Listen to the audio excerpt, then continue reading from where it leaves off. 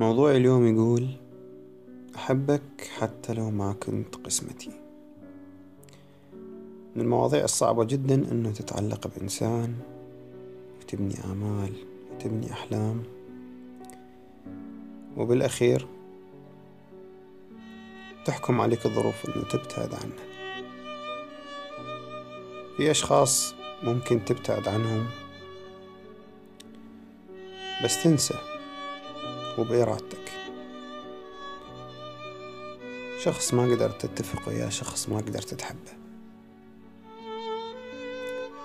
بس من الأمور الصعبة أنه تبتعد عن إنسان غصبا عنك، بس أنت بعدك تحبه وروحك بيه ومدى تقدر تنساه،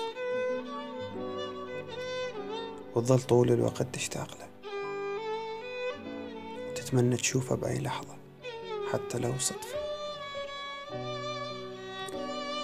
بس وعد مني، راح أظل أحبك وراح أظل أشتاق لك لآخر يوم بعمري، وما راح أنسى ذكرياتنا أبدا، بحلوها وبمرها.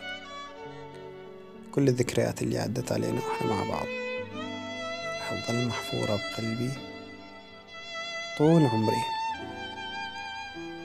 وراح أبقى أتمنى لك السعادة وأتمنى تكون مرتاح من قلبي.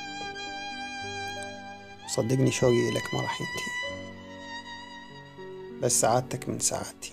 يوم اللي أحس إن أنت سعيد راح أكون أنا سعيد. فأنت إذا تريد تريحني أريدك تكون مرتاح طول حياتك وسعيد، حتى لو القدر ما خلانا نجتمع بيوم. بس صدقني بالنهاية ما راح أنساك. شلونك حبيبي مشتاق لك، مر عمري كله حبيبي وانا اتخيلك. شلونك حبيبي مشتاق لك، مر عمري كله حبيبي وانا اتخيلك. بعدك ملان الجروح وفكرة تجي وتروح، ما تقولي وين اروح لو احتاج لك. بعدك ملان الجروح وفكرة تجي وتروح، ما تقولي وين اروح لو